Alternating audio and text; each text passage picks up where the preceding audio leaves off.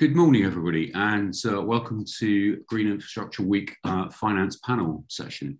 So this is part of Green Infrastructure Week, sponsored by AECOM, a week of insight and commentary curated by over 25 partners to highlight the technologies and innovations that will be needed to deliver the biggest gains in our global transition to net zero. And you can find more about what we're doing and see all the events at greeninfrastructureweek.com. So my name is Paul Larcey, and I'm from Innovate UK KTN. And I've got a very distinguished group of panelists with me today from academic side and the practitioner side to talk about infrastructure and green infrastructure in particular. So green infrastructure bridges the ideas and concepts between environmental economics and project finance, but it's not accelerating as quickly as we'd like. Are there information gaps that are stopping green infrastructure projects from obtaining funding from private capital?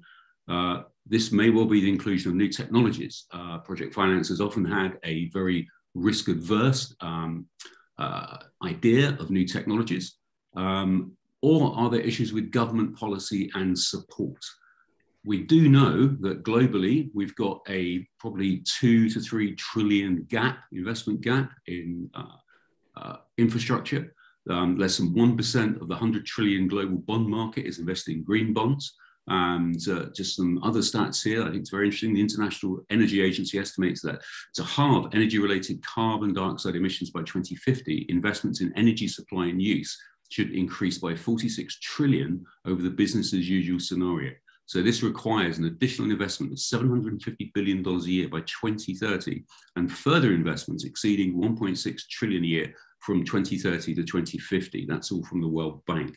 So we have a major challenge and a major opportunity on our hands. So what I'd like to do is to have a discussion with our panelists. So I'd like to introduce our panelists, first of all, talking to Ken Hunnisett from Triple Point. So Ken, if you could just tell us a little bit about yourself and what you're interested in. Thank you, Paul. Morning, everyone. So yes, I'm Ken Hunnisett. I'm from Triple Point. We are a challenge-driven investment management firm headquartered in London. Ours is a relatively young business. We were founded back in 2004. We've got about 200 staff who are finally getting used to sharing an office again in real life together. And we've got about £3 billion worth of assets under management. I described it as being challenge-led because most of our investment strategies are a response to some kind of societal challenge. In recent years, that's seen colleagues of mine reflect on everything from how we grow crops on a resource-constrained planet using things like vertical farming technologies, through to how we can home the most vulnerable in society and how we can promote SME business growth. It's why we talk a lot about 3 Ps at Triple Point: investment with purpose, for profit, by people. And another 3 for you, we manage 3 main market listed investment trusts, 1 or 2 relevant to our conversation this morning. The first of those was a social housing REIT. The second was a digital investment trust, Digital 9 Infrastructure PLC. And it might well be the case that this morning we reflect on green digital infrastructure asset classes as we go through the session. But perhaps most relevant to our chat today is Triple Point Energy Efficiency Infrastructure PLC, which never gets easier to say out loud. But there's more than a grain of truth, I think, to the aphorism that the greenest energy is the energy we never use, and yet for reasons I'm not sure of, it never features as prominently as it might in policy design. As recently as this month, the government announced the new energy security strategy. I think it was a real missed opportunity not to put energy efficiency at the front and centre of design. But for all of that, you're not going to hear much more criticism from me of this government's, I think, genuinely pretty impressive commitment and approach to a just transition to net zero. Not least because they're a customer of mine. My role at Triple Point sees me leading the team that is contracted to BEIS to stimulate growth in the low and zero carbon district heating infrastructure here in the UK. Back in 2018, we were successful in our bid to manage the £320 million heat network investment project. And having delivered and closed that scheme successfully, we're now partnering with them on the £288 million Green Heat Network Fund that launched in March. I should say, or I will get fired, that we're delivering that in partnership with AECOM, our sponsor today, and we've got Nina on this panel this morning. So just a line or two to finish up with me on heat and buildings then. CO2 emissions from the way we heat our homes and businesses amount to more than a third of UK emissions, and decarbonisation of heating is generally held as one of the toughest nuts we need to crack. particularly from a retrofit perspective, given the UK's particular age and diverse built environment. There's no silver bullet solution, of course. When is there? It's unclear today what the role hydrogen might play in the future.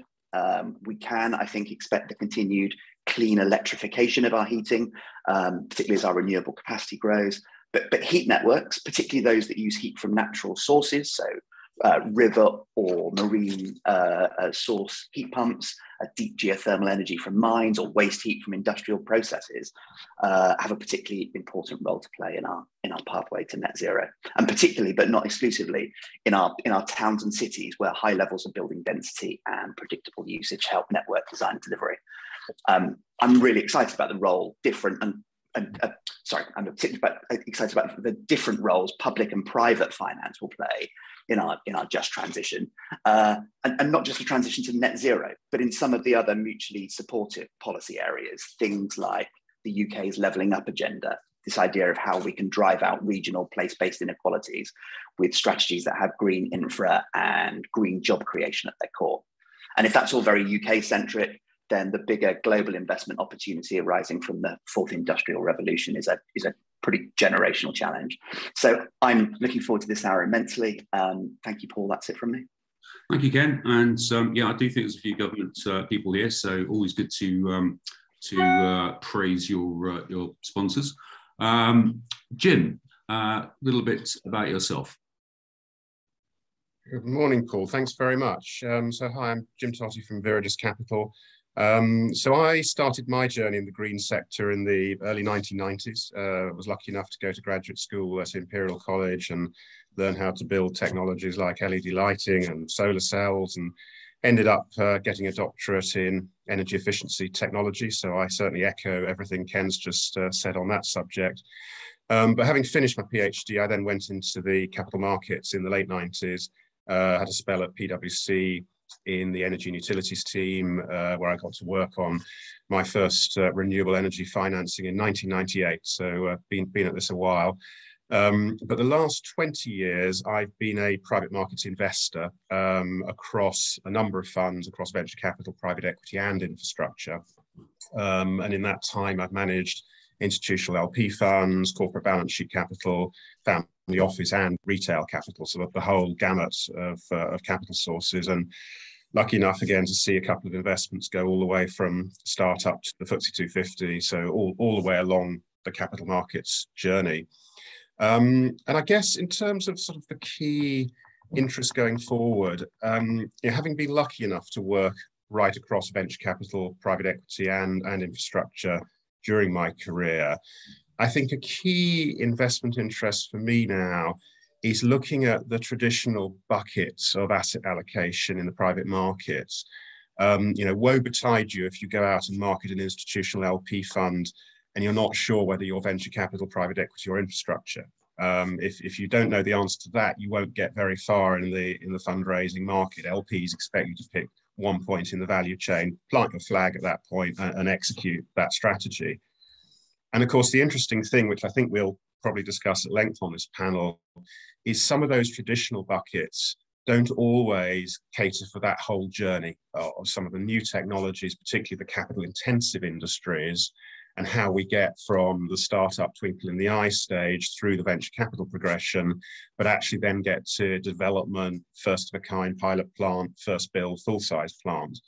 And that journey from the early stage through to full size infrastructure, the current capital market buckets don't really cater for, and I echo again some of the themes that Ken just highlighted. And I think that's a really interesting area to focus on. Certainly where I focus much of my time is how we get businesses, new technologies, new infrastructure along that capital markets journey. And I'm sure we'll come back to that in the conversation. So Paul, why don't I hand back to you at that point? Thanks very much, Jim. Now, can I introduce Jennifer Schooling? Jennifer is here because of her absolutely leading role in new infrastructure technology. And this entire week has a technology focus, but of course, the technology is completely pointless unless we've got some funders. But Jennifer, maybe you can say a little bit about yourself and what you do in Cambridge. Thanks, Paul. So good morning, everyone. My name is Jennifer Schooling, and I am the Director of the Cambridge Centre for Smart Infrastructure and Construction, CSIC. And we are based in the University of Cambridge, but we work very closely with partners in industry, and that's everything from clients through to the major contractors and consultants through to the various technology supply chain members. And what we look at is how we can use technology and the data that it produces, crucially, to better understand and manage the performance of our infrastructure as a whole. And that's everything from design, so calibrating our design models based on the performance of existing real structures, improving our construction processes and the quality of our construction through better data and information, managing our infrastructure through its very long life, and then also looking at how infrastructure serves our community. So what are the current needs for infrastructure and what might future needs look like? So obviously that part is very much aligned with the needs for investment. As Paul said, I'm not a capital markets person or anything like that, so I may say a few naive things in that context. But what I want to say is that particularly for the whole of our built environment, but particularly with infrastructure, it's an extremely long-lived asset. We build something today and it is likely to operate for 100 or 200 years or more. You know, half of our railway system was built by the Victorians and is still being used. Okay, we've refreshed the track in that time, but a lot of the bridges are still standing and are still being used. About half of Network Rail bridges predate 1914. So in that context, keeping our infrastructure going is vital, and building now infrastructure to last is vital. Now, this doesn't always line up with either government timeframes or capital market cycles, unfortunately, but I think increasingly the pressure will be to make sure that investments acknowledge that, regardless of what the timeframe of the political or the capital cycle is. And one of the key reasons for that is around the challenges of net zero. So as we drive towards net zero, what we're realizing more and more in the civil engineering industry is that we need to build less and build smarter. So with the new standards that are coming out around this, as in particular the PAS 2080, which is just about to be re-released, we have a sort of triangle of activity, which starts with, can we build nothing in order to fulfill a new infrastructure need? Is there a way to do that through building nothing? So we need to build less. So if we choose to build nothing, what does that mean for investment? Actually, perhaps investment needs to move towards the issues around maintaining existing infrastructure, investing in existing infrastructure in use for its future life, for example, getting return on investment from a different source of income. The next challenge is, if we're building something, can we build less or build it with fewer materials? And the reason that that is important is not just because of the net zero argument, but also the resource efficiency challenges. And that's largely to do with our planetary resources. You know, the idea that we can grow infinitely in a finite planet, it clearly defies the laws of physics, but it's also because of, you know, geopolitical influences. So the last 6 months have shown us that supply chains are uncertain. Therefore, the more efficient we can be with our materials, the less we're impacted by those fluctuations. And then finally, we need to build smarter if we're building something. So we need to manage our processes much better in order that we can build less with less, and fulfill those ambitions towards net zero and resource efficiency. But we're doing all of that in the context of climate change impacts. So we need to both manage our existing infrastructure and build the new stuff, very cognizant of the fact that the world it will face in even 10 years' time will look very different to the world it faces now. And technology is vital in helping us do all of that. So technology and new technologies are vital. Digital technologies are vital in giving us the data and information to understand these things. What situation are we in? How can we improve our practices? How can we reduce our vulnerability? But also in delivering the new materials that we need. And the challenge for a potentially quite conservative investment arena is, how do you balance those tensions? Because if you only want to invest in things that are dead certs, very carbon intensive, very soon you won't have a market to invest in. So how do we manage the risk between investing in new technologies, new materials, versus the risk of carrying on as we always have and finding that actually we're investing in dead ducks, essentially.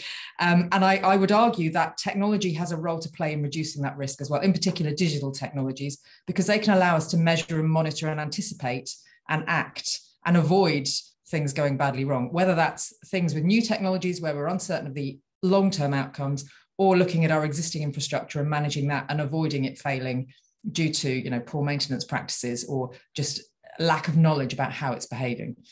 And I think with that, I will hand back to Paul.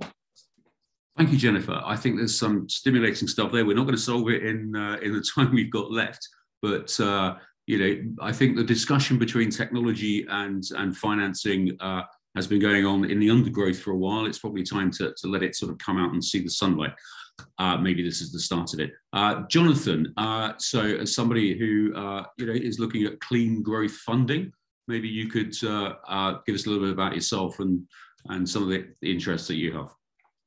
Yeah, good morning to everybody. So I'm a partner with the Clean Growth Fund, and that's, I think it was Ken who said they were relatively new, 2004. We formed in 2020. We started fundraising the week before lockdown, and we closed the fund at the end of March with £100 million, which will go into early stage UK-based businesses. And the only common thread that we have amongst everything that we will do is that they have to have a very, very clear quantifiable carbon benefit. So that gives us the ability to choose any technology we want, whether that's from biotech to software to hardware. Because we're young, we've only done 7 investments to date. What I found interesting is that Ken and Jennifer and Jim were speaking. A lot of those points are the principles under which we make some of our investment decisions. But I'll first come back to sort of why we created the fund in the first place. And because Bayes is a limited partner in the fund, they have exactly the same rights as the other insurance companies and pension funds, whether you're more traditional investors and LPs in venture capital funds like ourselves.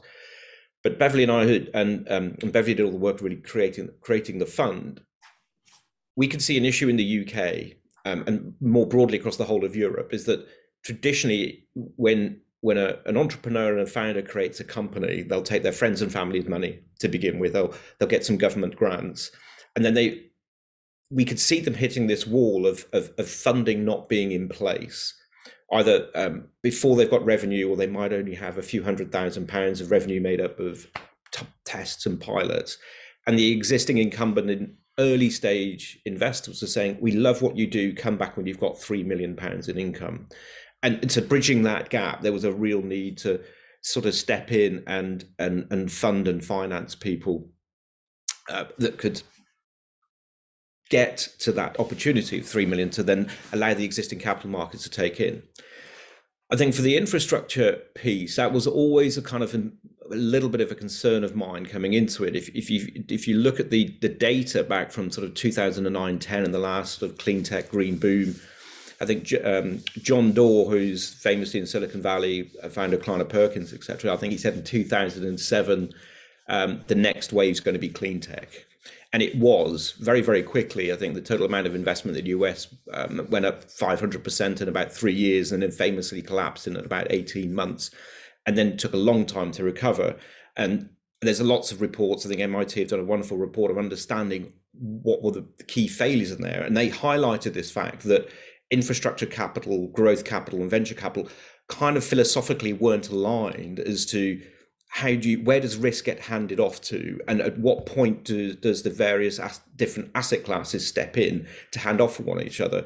And so when you had the larger solar wind installations back in that time, for too long it had to be carried by equity investors like myself, which makes no sense from our business model because of the capital intensity. What I would say over the last sort of 6 months that we've been either fundraising or investing or speaking to people, I think that has fundamentally changed. And there's examples of infrastructure investors now who have acquired 100% of pre-revenue companies, where that company itself has gone beyond the point of reasonable doubt that their technology solution or their product market fit is accepted.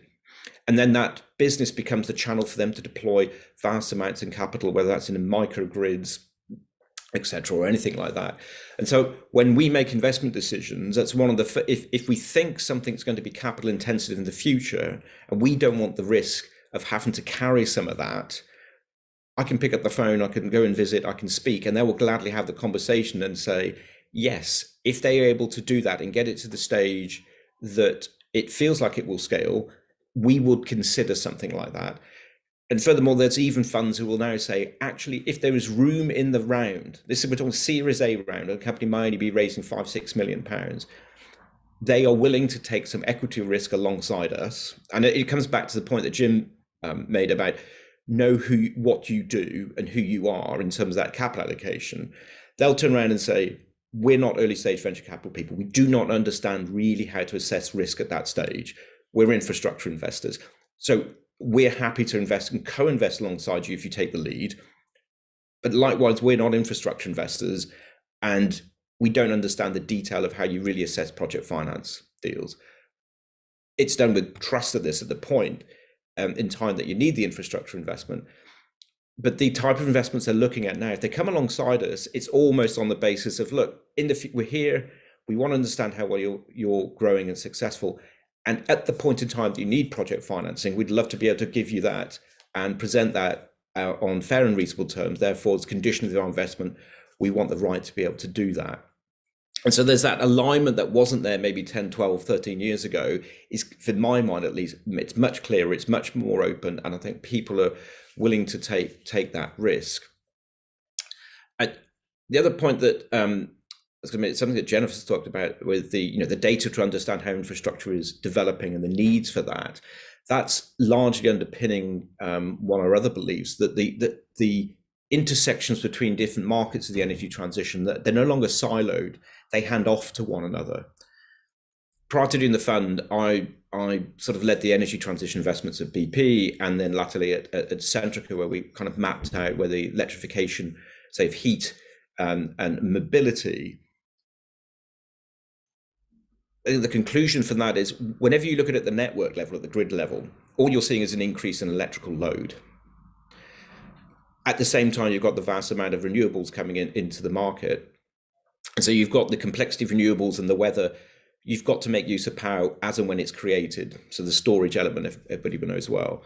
But the more that we decarbonize heat and move that to electric, the more that mobility moves to electric, we're compounding the demand quicker than we can meet the supply. So actually building in flexibility into that system at the right place, if you will not be able to do that without data. So if you look back at the first wave of electric vehicle chargers that came onto the market, mainly sort of residential and the rapids, they are completely done to the context of what is happening or about to happen at the grid. So when you layer in machine learning, AI on the software side, and the models, the power models and the power curves that the traders have been using for many, many years, into then that ecosystem of electrical charging, with us as consumers saying, I've just plugged my car in, but I don't need it till 7 o'clock in the morning. If you understand the context and what each car needs to do and what people are willing to do, you massively increase the flexibility of the system. You massively reduce potentially the need to fire up a gas peaker plant just at the time when you're trying to charge an electric vehicle. I mean, that seems nonsensical if you've made the decision to go for green mobility, and to meet the demand of all the cars being plugged in, the grid has to fire up hydrocarbons. So that has underlined two of our investments. One, which is a complete software platform that helps better manage flexibility of the grid by curtailing demand, and people saying, well, you can pay us to turn a compressor off, when rather than having to fire up a peaker plant. And the other one, which is Indra, which is sort of next generation of electric vehicle charging, does have that context of power is going to be very, very cheap at 3 o'clock in the morning because there's lots of wind power coming on the market and there's nowhere to go. So we'll configure all the cars to start charging then. So that data point, the infrastructure, I think everybody says, underpins a lot that we start to look at the investment committee and why we choose certain investments that we do, when I think 10, 15 years ago, it certainly was not there. Thank you, Jonathan. That's very interesting. I think we'll come back onto this So thank you. Liam, I'm going to pass on to you. Liam, I've known you for a while, and you've been working on project finance for considerable periods. So how have you seen changes happening? But maybe you could give us a little bit about your background and your interests. Yes, well, I've been doing project finance for over 30 years, and I'm currently with KB Hana Bank and have been for the last 3 years, which is the largest private sector Korean bank. And I helped get them going in the UK market. And we've built quite a nice, or we're building a portfolio of renewable energy. But just by way of background, I have a degree in civil engineering, and in my final year, my research project was on oscillating water columns, which is one of the technologies that underlies wave energy. Now, this was back in the 80s, so a long time ago, but it raised my interest in renewable energy. Anyway, after I graduated, I became a chartered accountant and then a banker. And I very quickly got into project finance. And I've been in project finance for over 30 years now. And I was lucky enough to see some of the very first renewable energy projects. And back then, there were maybe 10, 12 banks that were ready to provide project finance for a renewable energy project. And but since then, the market has grown enormously. And on some of the deals we look at now, there may be 100 banks that are ready to lend. So the market has become very liquid, is very active, and we're all looking for new opportunities. And to give you an idea, my bank, KB Hana Bank, we've only been active in the market for the last 3 years, but we've already been involved in onshore wind, offshore wind, solar, biomass, and battery storage. So I think there is a lot of appetite in the market for project finance and renewable energy. So on that note, if you've got any projects in particular, I'd love to look at a wave energy project. Thank you. Thank you, Liam. That does seem to be the one that is stuck technically. I remember writing in my own degree a extended essay on that, and I'm still waiting to see the first one come out that works commercially. Nina, finally to you, our AECOM sponsor. So over to you. Great, thanks, Paul.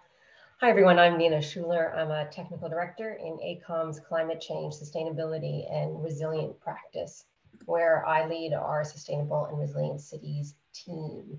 I should confess I'm relatively new to AECOM, but before that, I was with BEIS, where I was in our International Climate Finance Directorate and led our low carbon infrastructure and cities program. So my focus is a little bit more on the international climate finance space. And I think just echoing the words that Jennifer said about when we're thinking about infrastructure and green infrastructure, it's really about thinking about building the infrastructure for 2050 and beyond. And I think when we talk about this, we often talk about we're talking about the net zero and the mitigation side of things, but I think the adaptation side of the equation is equally important. And when looking at kind of the deployment of green infrastructure finance globally, I think there's sort of 3 elements that come to mind for me that are really important and are slightly different than the rest of the panelists. I think the first piece, particularly in resource scarce environments, and whether that's in emerging markets or in the UK, I think it's really looking at how we're identifying the right infrastructure for the challenges that are being faced. And I think this echoes what Jennifer said as well. Do we actually need it?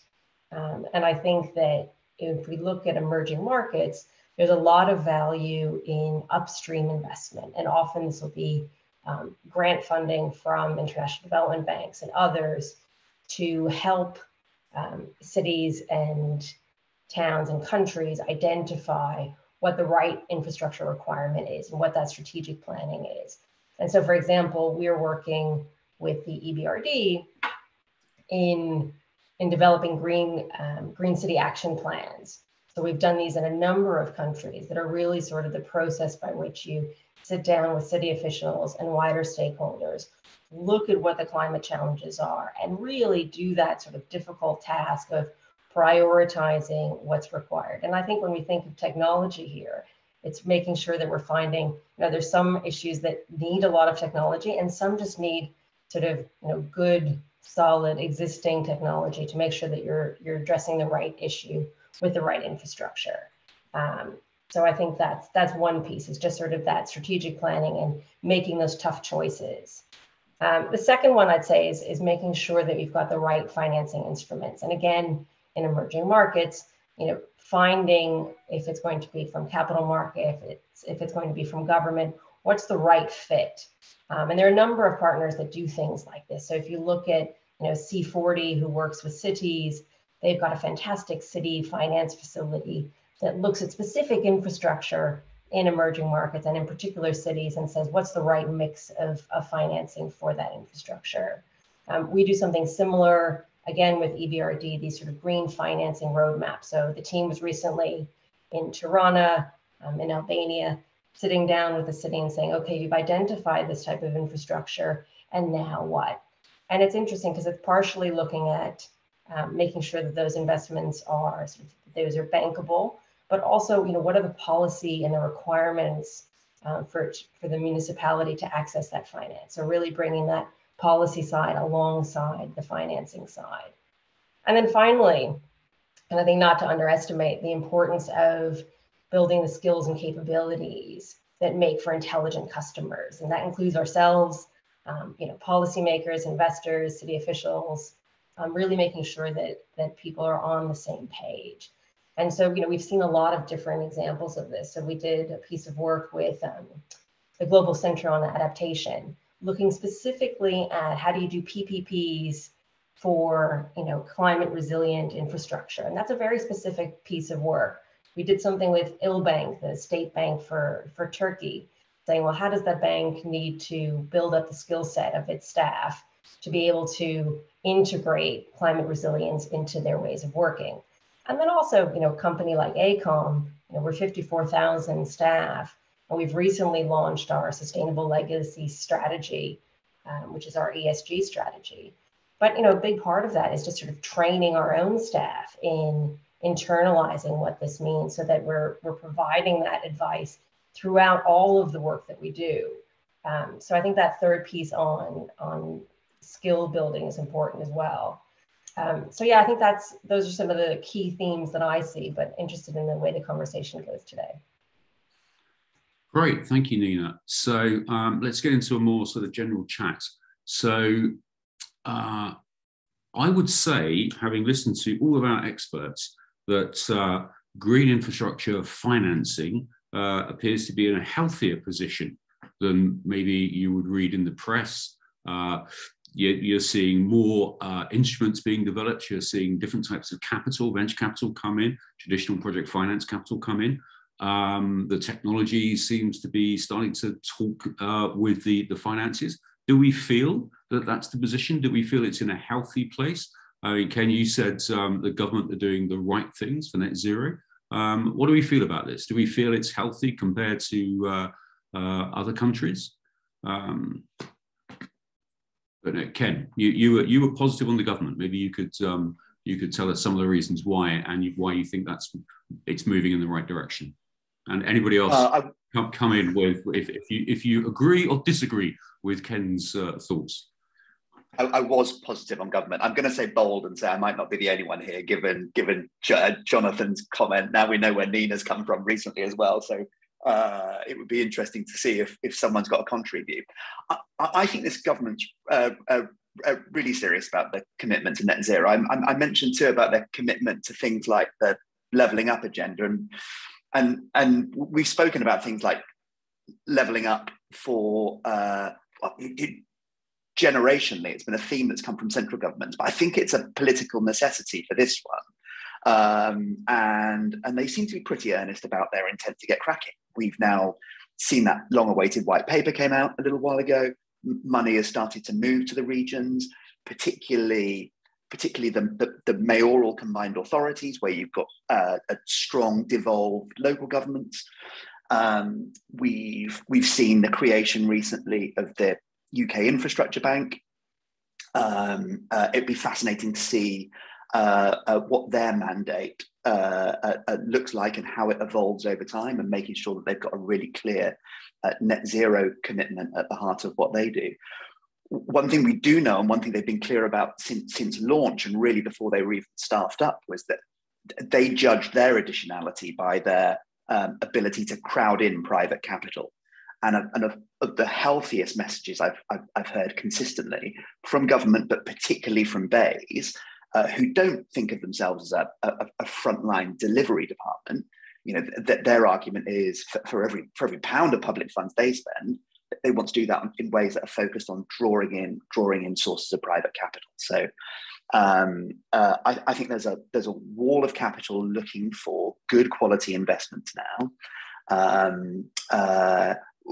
I suspect we're going to come on to some of the issues around funding for those new technologies, but it's also true that there are helpful and healthy blueprints there that we can follow. You know, we hold it up as a good example so many times. It makes me think it's probably the only one, but there is a replicable pathway I think we can follow in the way we have developed perhaps the world's greatest offshore wind industry. There we had that great combination of a really strong policy levers supporting a high potential technology that was identified. Really important for the growth of finance markets is good, clear, visible pipelines of opportunity so that you can see how the market scales and what the sequence of investments look like. And there, through those funding rounds and competitions, we had precisely that. So, look, I think we're doing an awful lot well. It's the pace of adoption and the pace of transition to new technologies that worries me a little bit. You know,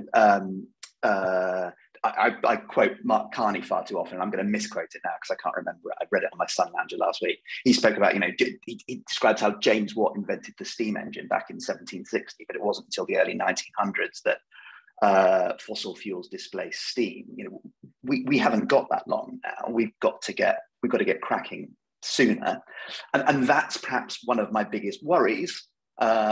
Is if we talk about the green finance opportunity here, then the cost in the short term is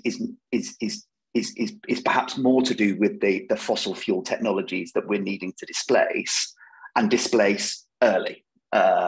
People have really started to reflect now on the risk associated with stranded assets.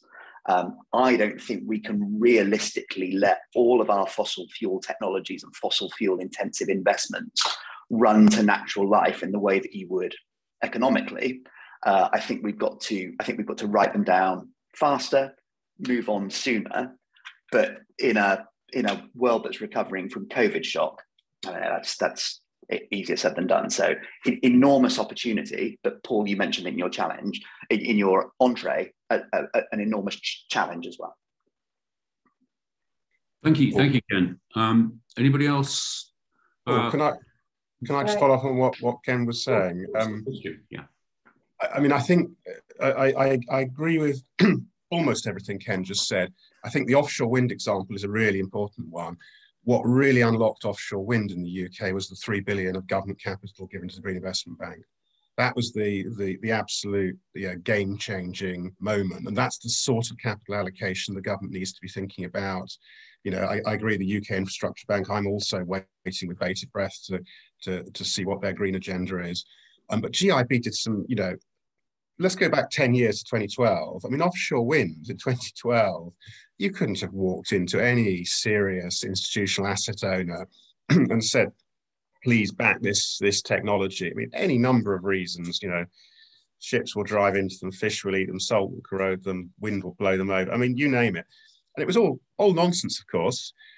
But what GIB did was seed some early deals with equity and know-how and a great team, got some deals done, brought in the private sector capital, the leverage that you talk about in government circles, which means something slightly different to leverage in the capital markets. But, you know, they got it done. And by the second half of the last decade, offshore wind was a mainstream capital markets asset class. And, you know, what a fantastic achievement. And we talk about blueprints, you know, Ken, you used the word. That Green Investment Bank is a great blueprint. And I saw it with what fund I was managing, which also had GIB money, doing energy efficiency. LED lighting, just pick an example there, you know, slightly longer history. I mean, the sort of hardcore physics was done back in the 90s and, you know, developed particularly out of Nichia in Japan, which got them the Nobel Prize for Physics a few years later. But that then developed into the mainstream industrial markets during the noughties. But again, even as recently as 10 years ago, LED lights, I mean, the asset finance community didn't get it. You know, they thought this was crazy tech. It was for the VCs to invest into. And, you know, we were doing deals in that era at double-digit cost of capital just to finance putting in LEDs to buildings and industrial sites.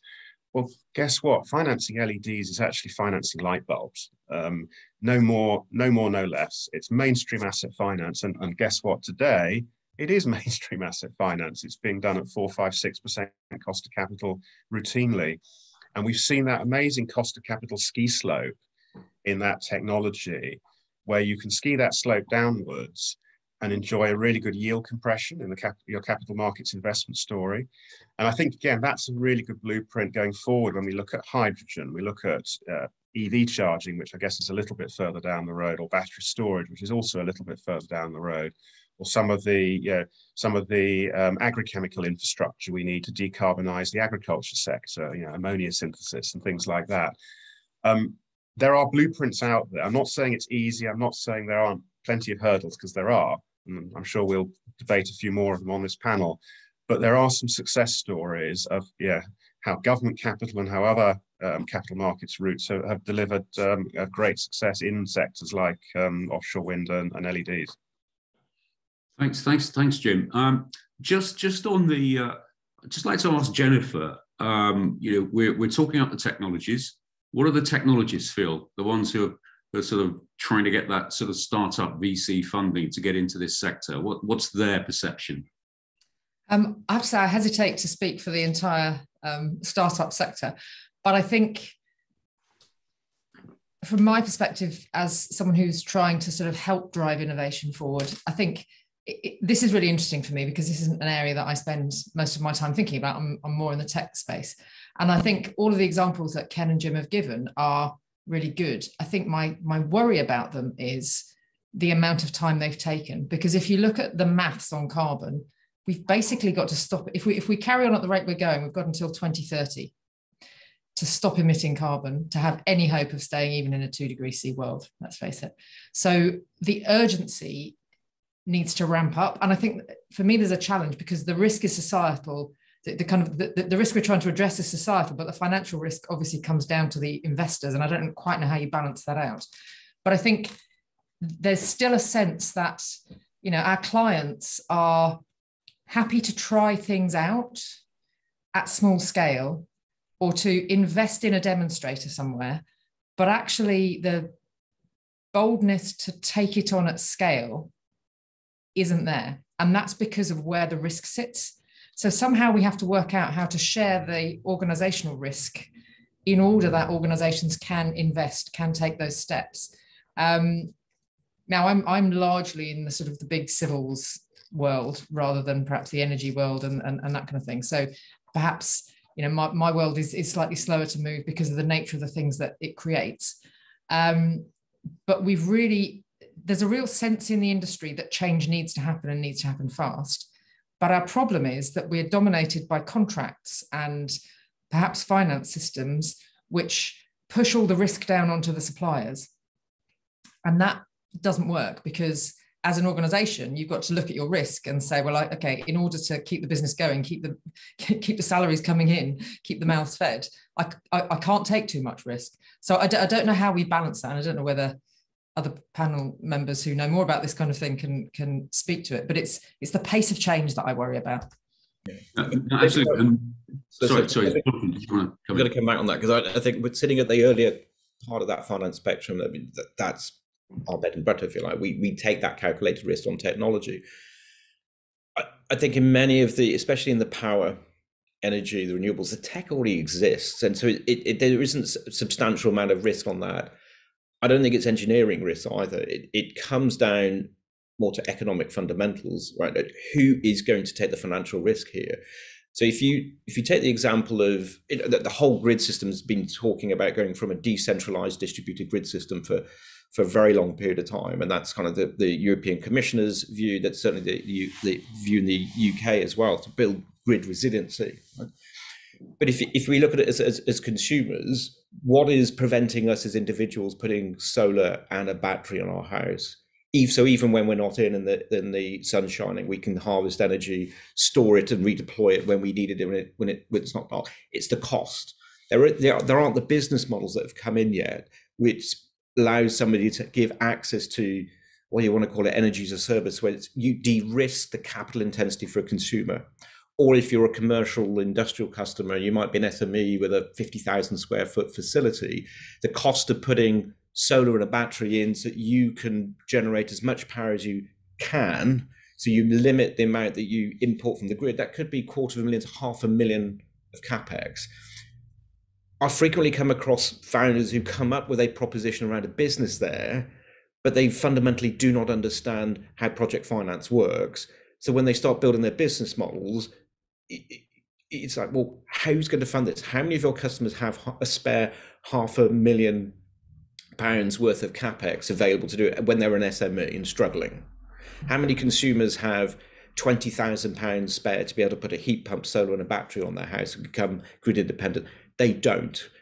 The vast majority of people still have to finance a £3,000 gas boiler replacement, right? So it's, the desirability is there on the side of the consumers, the technical feasibility is there, but the economic viability of these solutions is not there. And it is for, whether it's green mortgages or us as a VC, to come in and help coach, mentor founders to think differently, to understand how project finance works, to bring those together. It can start to happen. One of the investments, and of course I'm going to be super excited about it because it's one that we made. It's exceptionally early stage. The company, it was a spin out from Manchester University. The founder, back of the PhD, determined how to very cost effectively, using biological processes, make soap out of used cooking oil, vegetable oils, just by mixing yeast and sugar. And from our point of view, displacing hydrocarbons, because those surfactants go in, obviously, detergents and cosmetic products. It's a huge petrochemical-based market. And when I start to speak to Unilever and P&G and Henkel, who are the ultimate purchasers of that, they'd already said, well, we've told our supply chain they've got to be carbon neutral by 2030. So for the likes of Sasol and Stepan and BASF, et cetera, who make all those, that gives them a massive pain point. They don't have that capability internally. So it forces them to come back down, it's the innovation cycle down to the earlier stage. The founders are able to get POCs, the usual type of thing. It gives me confidence that, okay, somebody's going to buy this if they can do it. I took some risk on the engineering, but now they're building a chemical plant up in Merseyside to manufacture this. They haven't even finished building it, and they've pretty much sold out the whole capacity just on selling small volumes from their plant. Now, that had government grants to help do some of the pilot plant level. It's had inbound investment from American, Dutch, and then us as early stage VCs. And I've had 3 infrastructure investors say to me, can you take me up to Wallasey and Merseyside? I want to go and see the plant. I said, it's an empty 55,000 square foot building at the moment. They're building it. Maybe in June, July, there's something to come and see. I'll take you up then. So that's a very clear example of people want to invest in these things. Supply chain, because of decarbonisation intensity, on consumer demand for greener products, it's all influence and shaping, but it's going to come down to the economic fundamentals of businesses today and who takes that financial risk and how can we help people smooth out the capital intensity without just throwing it down to a consumer or the end user. Jonathan, can I ask Liam at this stage? Liam, with a lot of experience, 30+ years, how do you feel sort of risk appetite is changing towards renewables? You mentioned 100+ banks compared to, say, 10 a decade or so ago. How do you feel things are moving, and especially around the sort of embrace of new technology? Well, as lenders, we are always quite cautious when it comes to new technology. And I can go back to the 90s, and we were involved in the dash for gas, and the new gas turbines came in, and it did go horribly wrong and banks lost quite a lot of money. So we're quite cautious about new technology, and we like to see it proven before we'll lend. But I think there's a view with, say, offshore wind, that the main risks have been sorted out in terms of building in a marine environment and generating competitive electricity. So I think there's a lot of appetite to see gradual development of the technology and the rolling out of it. And certainly we're not seeing enough opportunities to lend in particularly offshore wind. There is enormous appetite out there for more projects, no question. That's going to be interesting. Thanks, Liam, because there's a few questions coming in. And I think this is what I often hear. I often hear this from the finance side. It's like, we'd love to lend more. And from the other side, it's like, we can't find anybody to talk to. I'm going to bring Nina in at this point, because the government have had a bit of a positive sort of push here. And you've come from BEIS. So I'm going to ask you to think about your previous BEIS hat. But it seems obvious to me, and I think whenever you read it, a lot of this has got to be, so the acceleration is a public-private sort of combination here. So maybe you could talk a little bit about that from your BEIS experience, and also I think you want to talk a little bit about climate financing, international climate financing. Great, thanks, Paul. Yeah, I mean, I think this question of risk is key, and I think there's been some really good examples from particularly from the UK government, from BEIS, on finding the right instruments to help de-risk a lot of these investments. And I think there's sort of a few ways that that's done. You know, there are the special purpose vehicles like, you know, the UK government has partnered with the IDB to focus on support to, you know, create concessional funds for Latin America, specifically looking at how to, you know, to invest early in those new instruments, whether they're for renewables or for buildings, and really kind of create those markets. And I think there's been some really great examples there. With IFC, there's been a good example, particularly on green buildings, you know, really trying to, you know, across markets, stimulate the green building sector, whether that's through bonds or other instruments, but really, you know, trying to, you know, to de-risk those investments and really be the leader in those investments. And I think finally, there's the opportunity to, and kind of picking up on offshore wind, of, you know, bringing that expertise to other countries as well. So, you know, in partnership with the World Bank, the UK government supported ESMAP, which is all about energy transitions, and has really done a fantastic job of taking, you know, the offshore wind expertise from the UK and sharing that globally to the Philippines and other countries, and really helping to create that roadmap. What do good projects look like, and how do you build that out? And I think finally, the other piece, and I think this is the trickiest one, is really, you know, putting your shoulder into tough questions around just transitions and energy transitions. So the UK is supporting with, you know, Global Climate Fund and others, you know, how do you decommission coal power plants in countries like South Africa? And I think that's, you know, that requires a lot of finance, and that's not easy. And I think that's where you need the sort of the government and, you know, the international development funding for that. So I think those are just some of the examples of how you bring in that sort of concessional funding and grant funding to help mitigate risk. Liam, I think you wanted to come in here. Yes, Nina, you mentioned about the offshore wind and the opportunities to sell the technology to other countries.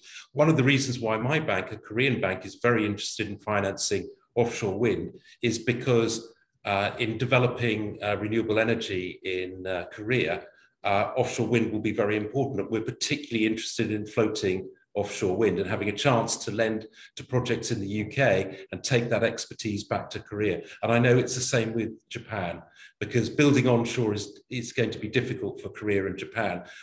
Building offshore, it's very deep water. Floating platforms will be a great technology to have. Thanks, Liam. We're coming, unfortunately, to the end. We do have some questions come in from our audience. We've had there's three we'll go through here. From Nelson K. what policies might be successful in forcing utilities to provide the infrastructure for the net zero transition.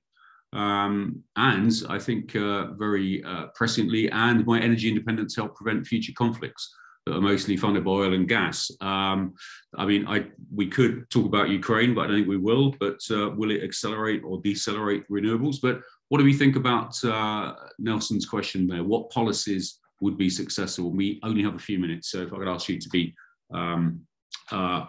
brief. Anybody want to answer that one?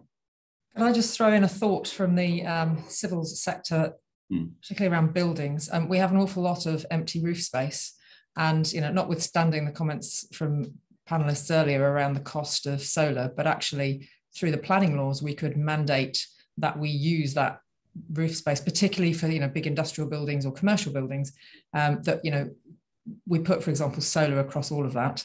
As part of the planning permission for any building, that then creates the opportunity to generate energy. So I don't think it should be just down to the utilities. I think there's also opportunities around, creating a concentrated market among domestic consumers. There's been some good examples of that where local authorities have asked people, do you want solar on your roof? Because it's not just the cost that gets in the way, it's also knowing who a good contractor is. As a private citizen, you don't know who to go to. Whereas if the council does all of that bit for you, does all the procurement, all you have to do is pay. Okay, you have to have the money, but at least it takes the pain out. So I think there's a lot of things around that are about thinking beyond the traditional infrastructure sector, although of course they're vitally important. Thank you, Jennifer. Ken, you had a comment there. That's specifically on Jennifer's point really as well, which is in the sector I spoke about earlier around district heating. But BEIS are out consulting at the moment on the creation of heat network zones. So this building on this theme of local area energy planning, actually mandating the connection of buildings, particularly public buildings, to low carbon or zero carbon district heating schemes to provide that all-important anchor load. We've spoken about the role government can play in terms of providing development capital for projects, bridging the valley of death.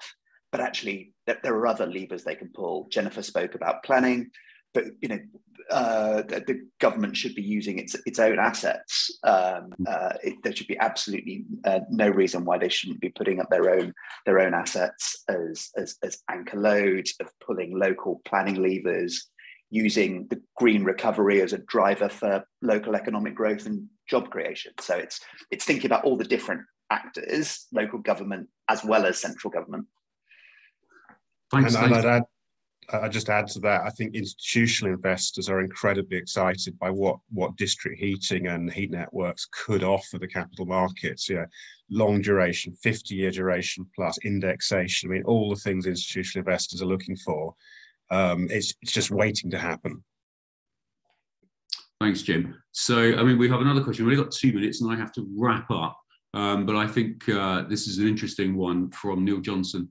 How do we finance the steps of getting to investment-ready projects? There is a market failure here. So I don't think we're going to answer that in the minute and a half we've got left, but I think it's something that's very prescient. I think we're making great advances in the sector, but the dialogue between the technologists and the need to accelerate and to build at scale, I think, has come across here. And as always in this subject, risk is the sort of the pivot that we all sort of move around.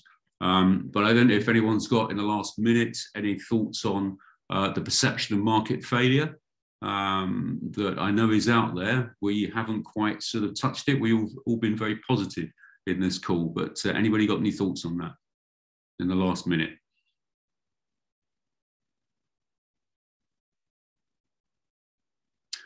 Then we'll have to come back and talk again. Right. Okay, so we're going to wrap up now. I'd like to thank our expert panelists. I think it's been a stimulating conversation. Unfortunately, an hour's not enough. Let's see if we can come back again next year and the year after that and see the development and see the UK sort of leading in green infrastructure development.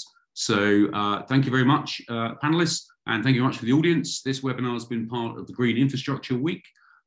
coming up today, there's a session on EV charging infrastructure, and later at 2 o'clock, a session on carbon capture, utilization and storage. And for more like this, and to see what's coming up tomorrow, please go to the infrastructureweek.com. And from our panel and from Green Finance Infrastructure, that's the end. Thank you very much.